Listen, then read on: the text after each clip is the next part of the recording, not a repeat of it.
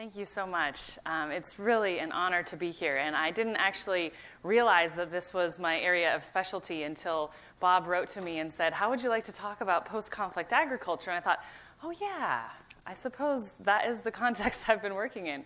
So really, my presentation is obviously limited to those specific contexts that have been mentioned where I've been working. And I would love to hear from some of you who might have worked in post-conflict zones that are different, maybe not in Africa or in different parts of Africa. So I wanna start just by identifying some of the objectives of what I'd like to talk about in these next 45 minutes. I want to identify some of the specific challenges in a post-conflict agricultural setting. And I know that a lot of these challenges are similar in other underdeveloped settings, and so it'll be interesting also to talk to some of you. And I hope that identifying those challenges and understanding them will have some application in zones that are not post-conflict as well. And then the second step is assessing how faith can be used to motivate change. That's become a real passion of mine, and I want to talk a little bit about why that's especially important in a post-conflict area. And then lastly, looking at how communities, specifically faith communities, can use strategies to address some of these challenges specifically and make some changes. So I come from a family of storytellers, so I'm going to be telling a lot of stories, and it's hard to fit a lot of stories into 45 minutes. But I wanted to start with a story. And these are three pictures from the same workshop that was in the Diocese of Rock On in South Sudan. And Rock On is right on the outskirts of Juba, and during the Civil War, the front line of the war moved back and forth across this village for 25 years. So there was incredible, incredible destruction in this zone. The woman in the yellow spotted skirt is in all three of these pictures. I was an older woman in the group, and she was listening intently. And for those of you that went to my workshop where I presented my workshop material, I talked about how I really try to do as little talking as possible and get the participants to talk and to provide those answers. And she didn't say anything, and she was looking at me the whole time with this face like this, and I was really intimidated. I started to try to not make eye contact with her because I thought she was thinking to herself, oh, this person's a poser, what is she talking about? Just this really intense look. And finally, at the end of the workshop, we'd been together for 4 hours. 2 of those had been in Bible study, and finally at the end of the workshop, I turned to her with a little bit of courage, and I said, well, what do you think? Do you have anything to add?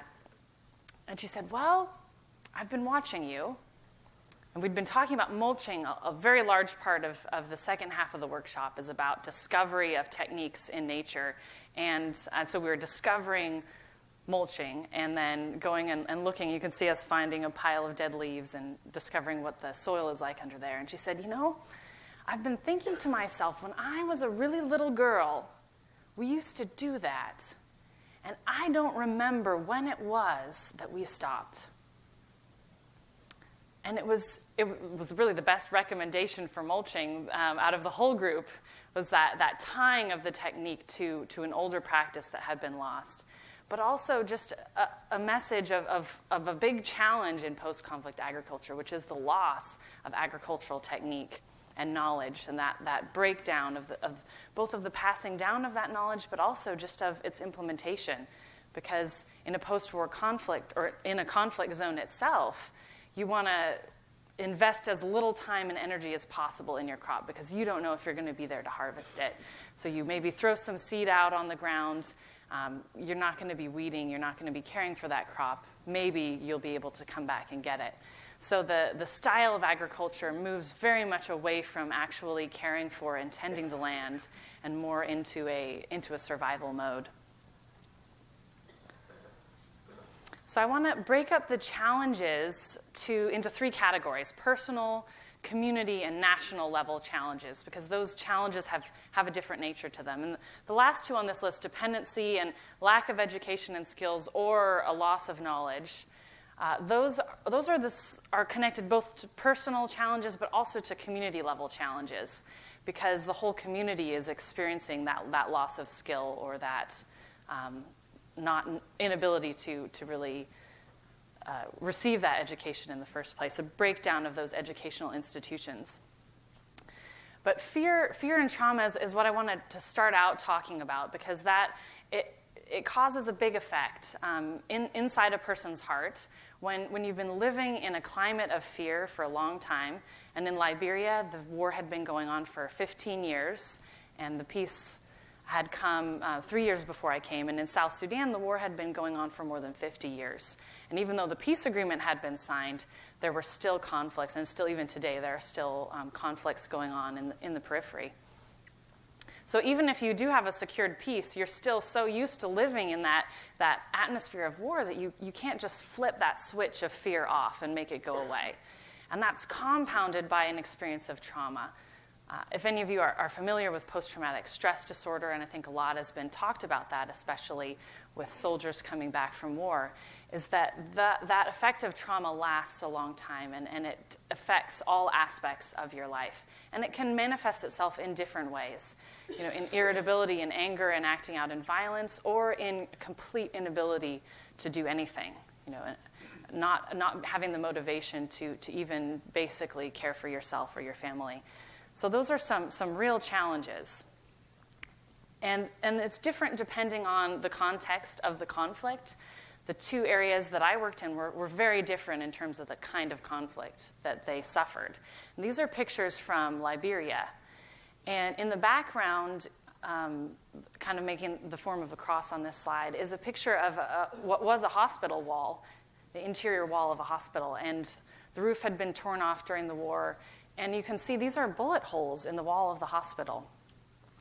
And the kind of conflict that this was with child soldiers. And if any of you have seen Blood Diamonds, it was a very, I think, accurate movie portrayal of what the creation of child soldiers is like, which to me is one of the most heinous acts and evil acts that is in our world today. Just unimaginable evil that was done to those children and that was done by those children. And so you put together children, incredibly traumatized child soldiers on drugs with endless amounts of ammunition, and this is what you get. All the structures riddled with bullet holes, and then the stories, of course, that go along with them. Phoebe Hospital up in the corner there was right across the street from where I was living, a very important regional hospital in the heart of the country. People were brought from many miles away to seek treatment at Phoebe Hospital. But during the war, that was also the heart of the region where Charles Taylor and his child soldier rebels were operating. And they attacked the hospital one day with very little warning, and only the people that could run were able to escape, and everyone else was killed, including the doctors and nurses who stayed behind to try to save the people. And the weight of that, they have a grave, a mass grave outside the hospital where those people are buried with just a simple marker that has a passage on it. And the stories of that kind of weight of senseless evil they build up over time.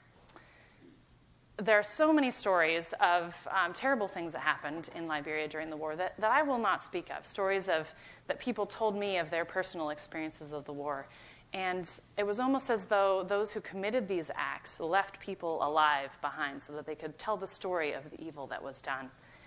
And those are the stories of the people that experienced that to share, and not my own story to share. But the level, just enough to say that the level of that trauma was so deep that it is a miracle that people are able to come out of that kind of experience of evil and to continue with their lives, loving each other and trying to build a new future. And to me, that was the real message of hope, was that even as difficult as the effects of trauma can be, the fact that anyone was able to really continue in love and connection with community was amazing to me.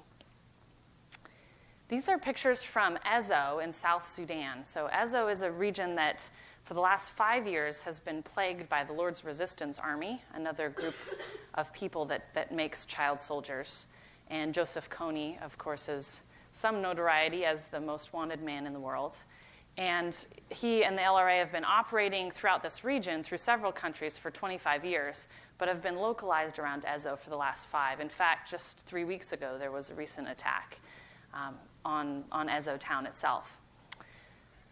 So when I first visited, the people were in displacement. The bishop is preaching in the cathedral made of tarps there because the cathedral compound had been attacked on Christmas and the people driven into the town. And at that time, there were 23,000 displaced people within the village of Ezo.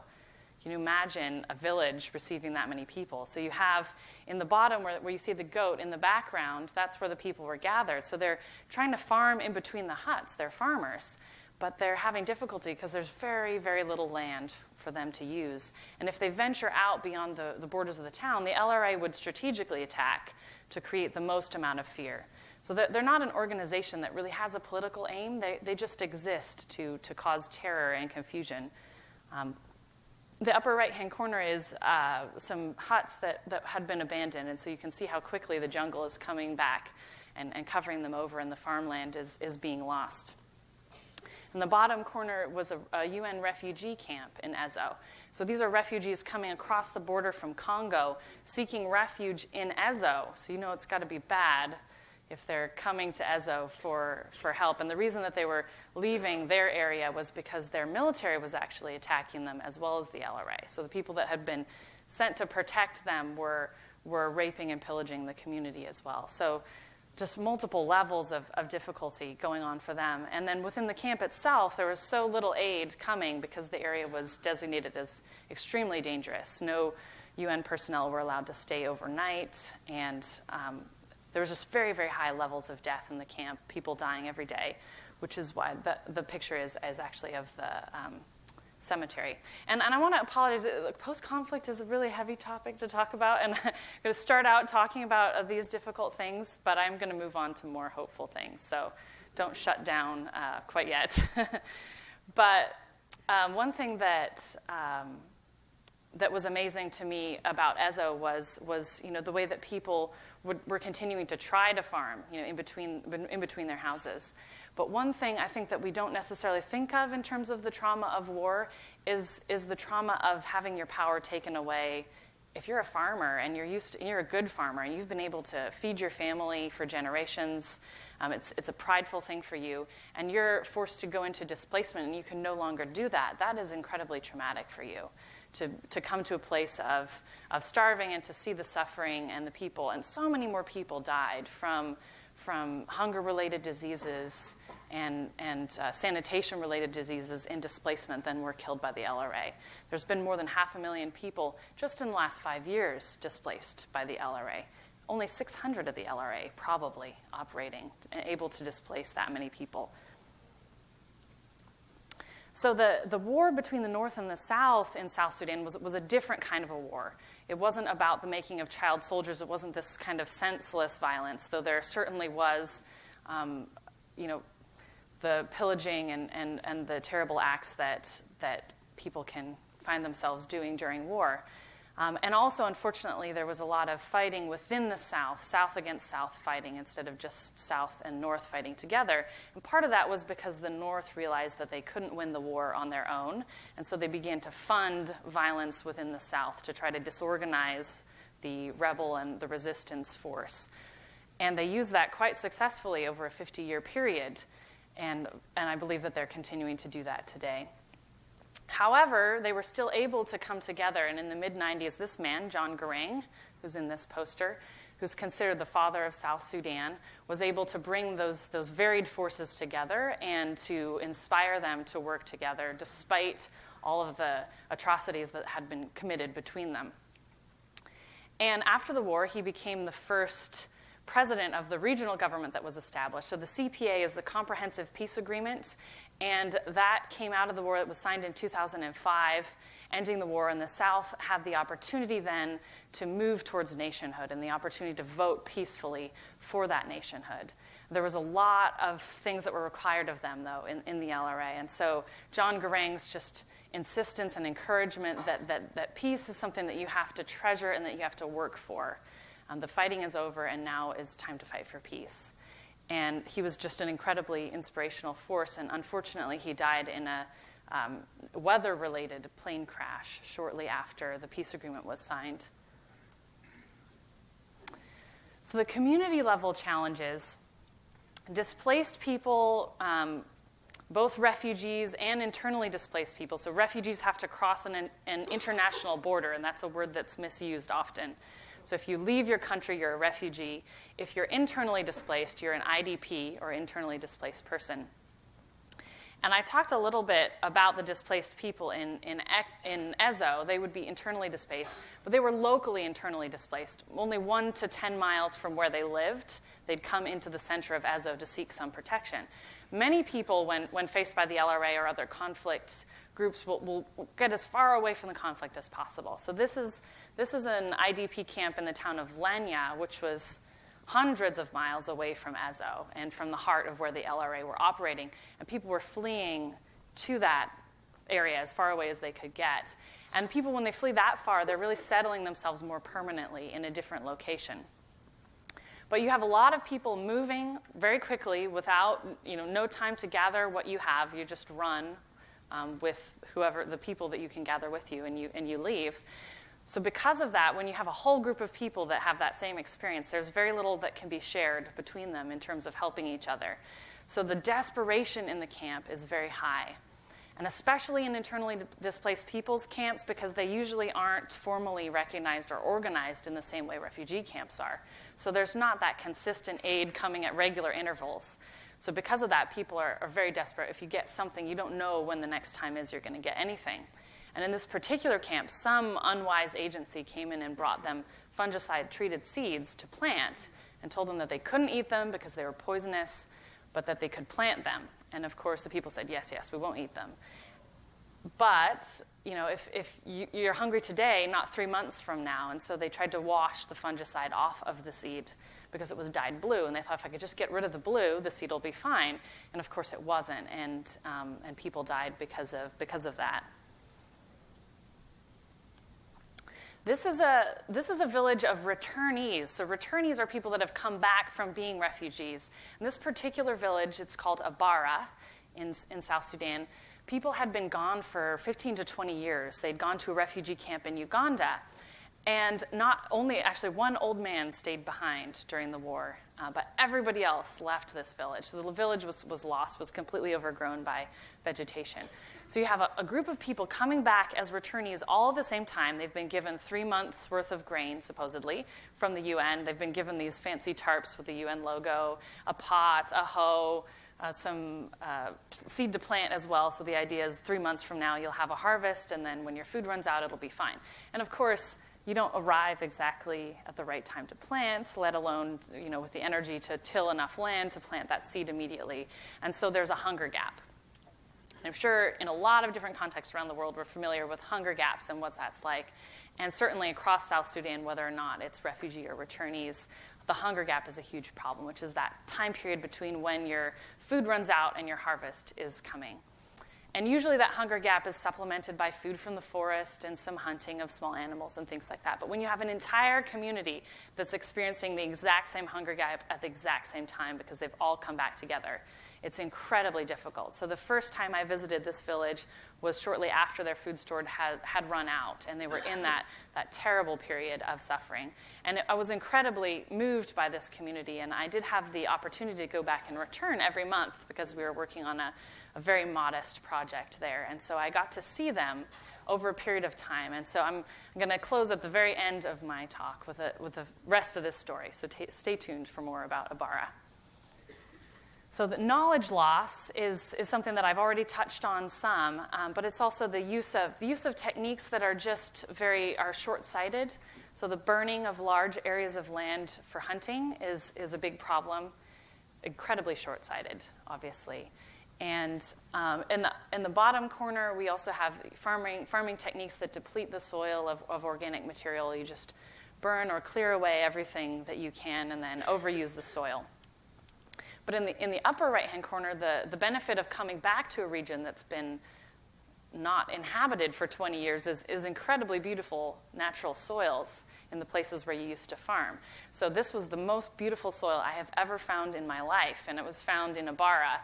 And I literally I didn't dig, I just stuck my hand and scooped out this handful of just beautiful, rich black soil out of the ground. And I was really encouraged and hopeful by that sign of the fertility of the soil. It's kind of in that region in South Sudan is in that perfect zone where you still get a lot of rainfall, but you don't get too much rainfall to leach all the organic matter out of the soil. So it was really a great potential for farming there. I wanted to talk a little bit about dependency as well, which is an issue obviously not just in post-conflict areas, but especially when people have had to live in refugee camps. This is an aerial view of a refugee camp called Yida, which is in South Sudan. There's a war going on in Sudan right now, which is not very well publicized, not in South Sudan, now in the Republic of Sudan, which is the remainder to the north. And it's between the government in Khartoum and the people along the border regions who had fought with the South during the war, but now the line has been drawn further south of them. So they're technically in the north, and they have a great deal of oil. And the government is outright dropping bombs and using their military forces against the people in those regions, not even using proxy militia like they've done in Darfur, but actually attacking the people. So there's more than 1 million people most likely displaced by this conflict currently, and at least a third of them have come across the border into South Sudan to seek refuge. So this refugee camp is the largest of them that are spread along the border, 60,000 people living here, and it's completely cut off. This was in the middle of nowhere. These aren't buildings, these are tarp structures that have been put up. Cut off by flooding for most of the year, so this is the UN food drop that was happening. I visited Yida last year to do an agricultural assessment in the camp. So everything was having to come in by helicopter or be dropped from planes. So, of course, there's not enough being dropped from planes to meet the people's needs, and the refugee ration is less than what you actually need to survive on. And because it was very close to the border, the UN wanted these people to move to camps further to the south, but they didn't want to do that. And so one way of doing that was they classified it as a transitional camp, and so they were not providing any kind of agricultural support or education, saying, well, if we don't do that, people are going to go further south and seek that at the other camps. And of course, they didn't. So the suffering was much more in the camp because of that. But what I was really impressed with was that people were farming anyway, around their huts, as much as they could, but then also traveling outside. So this was as we were flying away. These are the fields on the outside of the camp where people were going out to till and to plant. And they were sneaking back across the border into the conflict zone to get seeds to bring back and to plant and to farm. And I was just really inspired by that because it's a breaking out of that culture of dependency which happens when you're traumatized and your ability to feed yourself has been taken away. And the people were really working to do as much as they could in that place. At the national level, the number one challenge is security, because if the war is still going on, if conflict is still going on, agricultural development can't happen. People are still going to be stuck in that mode of the least amount of effort because I don't know if I'm going to be here tomorrow. So security is really number one. Land access is another issue. So when insecurity is happening, if there's a criminal activity, which often follows conflict, criminal activities along roads, stealing vehicles and goods and stuff like that, it makes it difficult for farmers to get back to certain farmlands. And then, of course, landmines and other unexploded ammunitions lying about can be a big challenge. And luckily, I didn't hear about a lot of death from landmines, mostly because people knew where they were. And thankfully, the land is very vast in South Sudan, so they could avoid those areas that were mined. But there were whole communities that couldn't be returned to because of the amount of mining in those areas. So there's a lot of agencies that are working on demining. So just a reminder that post-conflict, obviously there's a lot of guns. There's a lot of guns in a lot of cultures around the world, but especially post-conflict. And in Liberia, the UN had a really successful disarmament project where they were giving food and scholarship and money and whatnot in exchange for guns. But in South Sudan, hasn't been as successful, obviously, because conflict is still happening. People are not going to surrender their weapons if they feel like they need to protect themselves. Just the detritus of war is what these pictures are about. Broken down tanks and crashed airplanes and fighter jets, and the demining happening along all the major roads are constant reminders to people of what they went through. Infrastructure. These pictures could happen just really in any remote area of the world, but in a post-conflict zone, infrastructure is either neglected or it was never put in place to begin with. So having no major paved trunk roads into the country, they've actually just almost completed, if not finished, the first paved road from Juba out towards the border with Uganda. But when I was there, no paved roads at all, besides within the capital city itself. So that meant that goods are incredibly expensive, the supply chain is very difficult to move, and that really inhibits development or makes it much more expensive. These billboards in Liberia give you kind of an idea of some of the issues at the national level that people are trying to change. Mob violence is a huge issue post-conflict, and perhaps in other cultures as well, I'm not sure. But there's no trust of any kind of justice system, so people take justice into their own hands. But justice is kind of strange in the way that a car accident is seen as an at-fault kind of a thing that requires justice. So you'll have a mob of people gathering around if somebody has accidentally been killed by a car. A mob of people will gather and try to kill the driver in response to that. So mob violence is incredibly dangerous, and there's a lot of work the government has to do to try to move that culture away towards the rule of law. So, okay, we can take a deep breath now because I'm done talking about all the really difficult challenges in a post-war setting. And I wanted to talk about some of the good things that come out of conflict. And at the personal level, and I use the same picture intentionally. I love this picture a friend of mine took of somebody that was working on the campus where we were. Because you can see in her face, you can see almost the pain and the suffering that she's been through, but also that sense of strength when you look into her eyes, that deep, deep strength. And that was what really impressed me meeting people was the faith and the strength and the love that they were able to endure through very difficult conflict. And that being able to tell that story and to kind of come out of conflict and integrate that into the new perception of who you are is an asset. At the community level, when the community has been able to come together during the war through networks, especially faith networks like the church, and provide services for people and reach out and commit acts of heroism and love in the face of evil and destruction, it's incredibly valuable post-conflict because those networks remain. You know that this group of people came together and supported each other, and so you're more likely to feel positively towards that group or to want to be a part of something that they're doing. So that's a positive as well. And at the national level, there's a lot of money coming in internationally, a lot of focus in a post-conflict area on not wanting to return to war. So a lot of resources available at the national level, which I think as many of us know, a lot of resources is both a blessing and a curse in terms of what comes out of that. So another short story, this is a village called Terekeka, which is just north of Juba. It's a bit similar to Rock On in terms of the destruction that they experienced during the war. But now what's going on is a lot of cattle raiding. And cattle raiding is not just stealing of cattle, but usually 10 to 50 people get killed in the process of stealing these cattle. And so, and not just the men that are guarding the cattle, but women and children as well. And so these people on this side of the river, they're fishing on the Nile. This is just a tributary of the Nile. The whole big White Nile branch of the Nile is right there. And they saw people fleeing towards them, running in great fear and angst. And so they got into their boats and they went across. They gathered the people into their boats and they took them over to the other side of the river and tied their boats. And behind the people came the people that were pursuing them with guns and trying to kill them. When they came to the river, they couldn't cross. They didn't have any boats. You can't swim because the current is too strong. The guns couldn't reach across the river. And so the 50 people, they saved the lives of these 50 people. And what was amazing about that is, well, they risked themselves, obviously, boating towards people with guns to collect these people that were fleeing. But also the people that they were collecting were from a different tribe that might have even been doing cattle raiding against them recently. So it was reaching out across this barrier of tribalism to say, we need to protect these people who are fleeing and to risk ourselves in the process of doing that. Not only did they do that, but then they made a place for these people in their village to stay, and they shared food with them until they could figure out where they were going to go and what they were going to do. So just incredible acts of community and reaching out and heroism and love in the face of really difficult circumstances.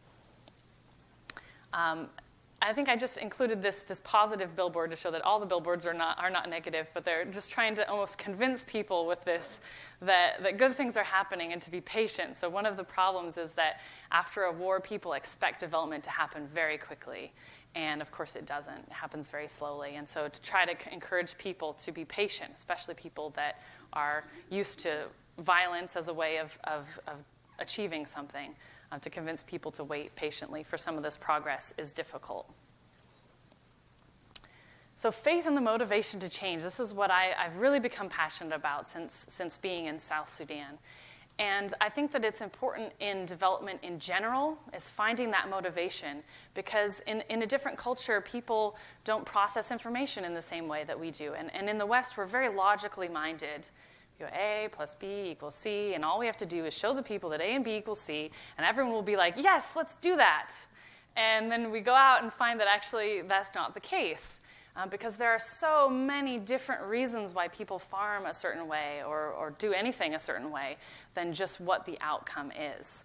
And so to begin to motivate people to change comes, I think, from within. And it turns out that the church is in the business of changing hearts and minds. That's what we do. And we, the church universal, not we missionaries, certainly. So the church, the local church, is just a natural place for this motivation to change to come from, especially because there are so many wonderful scriptures about being caretakers of creation and about the honorable calling of being a farmer.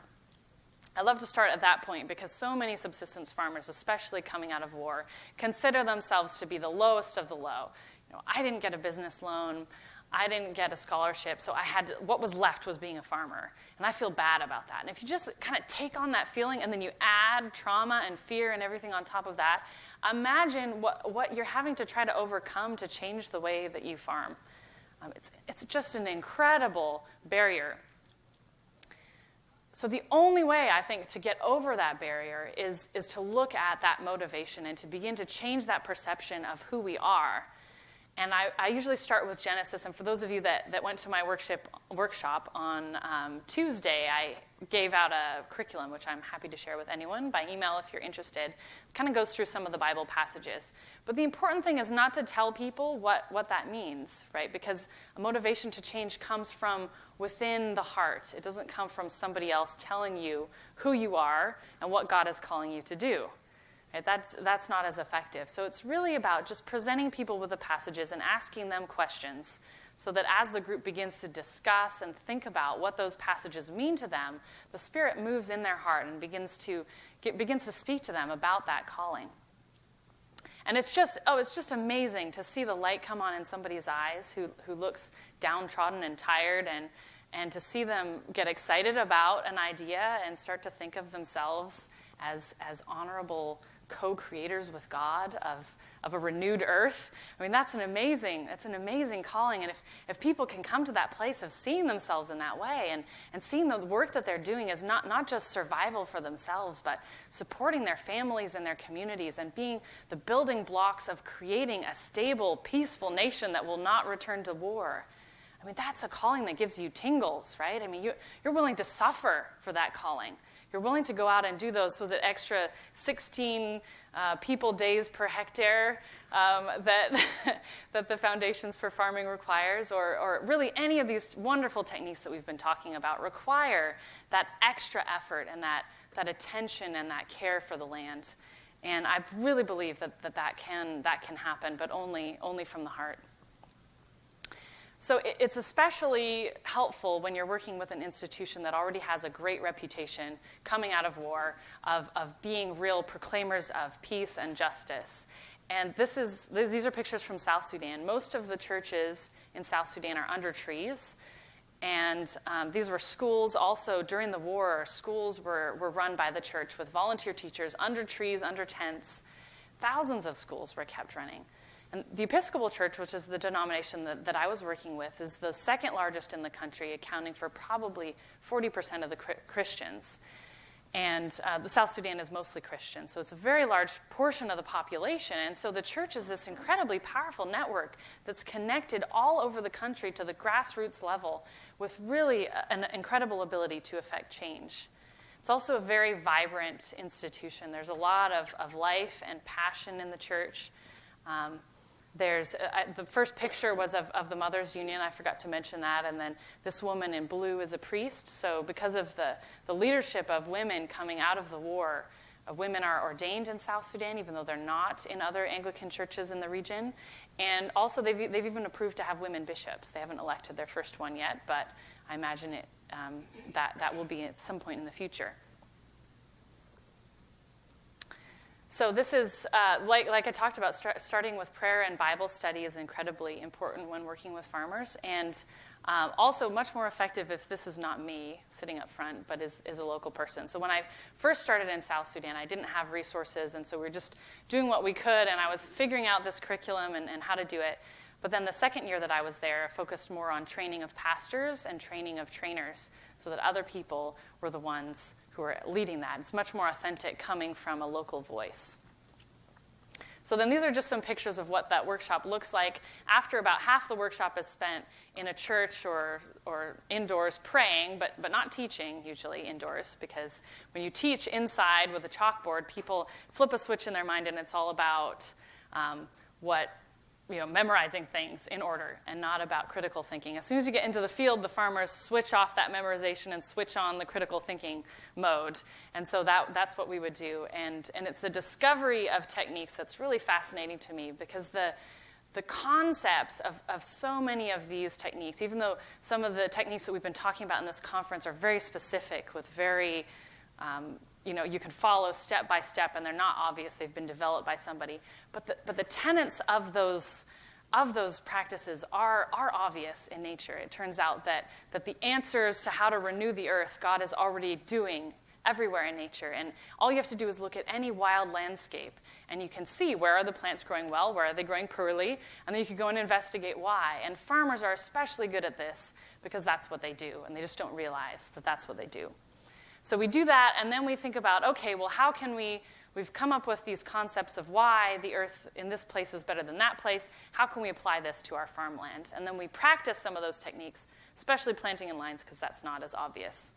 And then here we have mulching. It says slash and mulch, and then you push the mulch aside and till under, and then pull the mulch back. So you're not actually tilling the mulch in. And then we also had a community project where we cleared the land initially. That was the incentive for people to come and farm there. And then people were assigned a block and agreed to either plant in lines or scatter. And after the workshop, they were all convinced, 100%, that mulching was the way to go. So we went ahead and mulched both trials. We didn't do a mulching trial. But as you can see, the plants, the sorghum in line, looks great. It's all the same size. It's all growing at the same time, but it's also very crowded because we missed that key thinning. I wasn't able to convince people to thin, and unfortunately, we had a crop failure because of the lack of thinning. But the amazing thing was that because we talked about it, 70% of the farmers that worked on this plot a year later, even with the crop failure, were trying the planting in lines on their own farm. And then the year after that, we were able to do the thinning and, of course, had a much better crop success. So strategies for faith communities. So thinking about the fact, because it's through this motivation to change that farmers can find that hope and that energy to change, it's logical then that efforts should be through the faith community to affect change within their own communities, to see the power that has in the lives of people. And the challenges that we've talked about already are there, but then there's also the challenges of the perception of what development ought to be. And I'm sure so many of you run up against this. How many people have gone somewhere and been asked for a tractor? Raise your hand. I just want to see. I thought it would be 90%, but still a number of people, right? Every village that I went to, people asked me for a tractor, and of course, I didn't have a tractor, so that kind of ended that conversation. But I'm feeling like now, really, I think that was more of an opportunity to talk about and think about what ought development to look like, and why are some other options better than a tractor. And you can try talking that way, and most people are not going to be convinced because it's so ingrained that a tractor is the way to go. But luckily, you can always say, well, because we don't have a tractor, what can we do now? And This tilling machine in West Africa came from China, but they were also being manufactured locally with just simple generator motors, very easy to fix and to maintain, and much smaller scale, so much more appropriate for the small farmer. So the church has power politically. And this depends completely on the context, how much power the church has, the size and scope of the church, and how it relates to the government and other organizations. But the church has a voice because the church represents a large group of people. And if the church can speak out against policies that promote dependency and that are not sustainable, if the church can have a united voice in talking about those things, that could make a big difference. A lot of bad policies continue because people know that they're bad, but they say, oh, well, a little bit of help is better than nothing, and they don't speak up and say, this is the wrong policy. So having that platform to speak about change is incredible. The church also has an incredible platform to inspire people. Preaching and teaching and Bible study is just the normal day-to-day running of the church. It's through those forums that change can happen. And in South Sudan, there was incredibly powerful teaching against tribalism and in favor of peace. And this is the Archbishop preaching to a group of people. And I was privileged to travel with him when he was on one of his peace tours. And he's just an incredible advocate for peace in explaining to people why peace is important and breaking down those barriers of war and of violence begetting violence. Those cycles of revenge is really what people are stuck in now. And Jesus' message of extreme love and extreme forgiveness across barriers of hatred is something that is really very, very incredibly valuable and in fact, perhaps the only thing that can give people a hope for a future. Also, making sense out of trauma is something that the church is able to do. Celebrating progress is a huge thing, right? Especially when people have high expectations. You've got to celebrate every small progress, or like this billboard, the big progress. The South Sudan referendum happened peacefully, even though every international agency said that it wouldn't. The church continued to hold on to that positive thinking and that hope. And I think that's incredibly important. I think that it's a calling of ours as Christians to put aside cynicism and to hold on to the best that we can possibly see in people. Because if we don't do that, then maybe people can't see that in themselves. And holding on to that hope leads us to expect miracles. And when we expect miracles, we see them happening. And certainly that peaceful referendum in South Sudan was a miracle.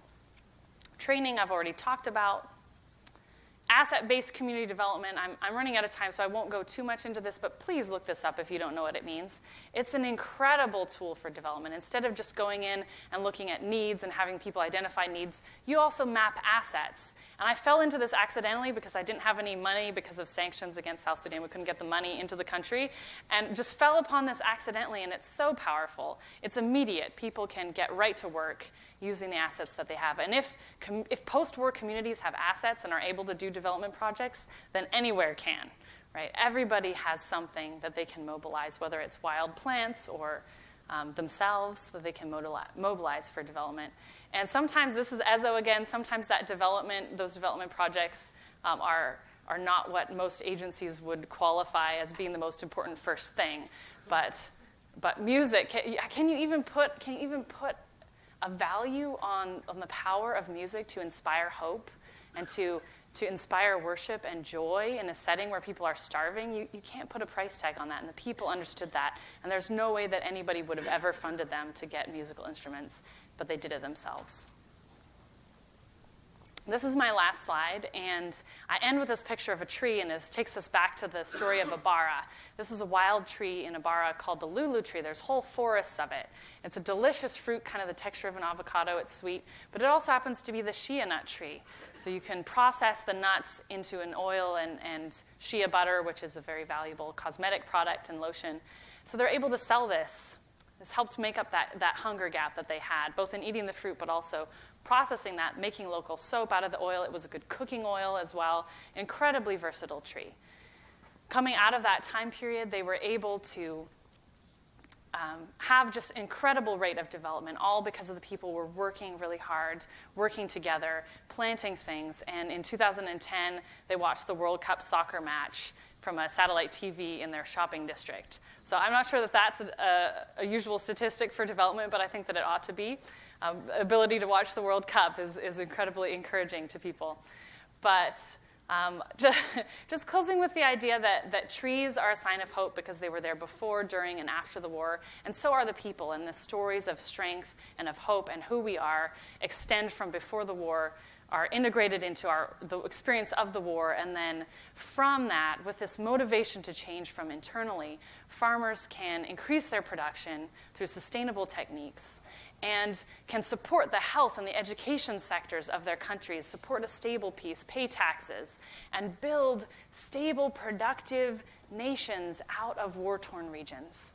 And this will happen because of subsistence farmers. And I truly believe, and am honored to be here with an organization with all of you who also believe, that subsistence farmers will save the world. So I want to thank you for all the work that you do and just say, may God bless you and may God prosper the work of your hands. Amen.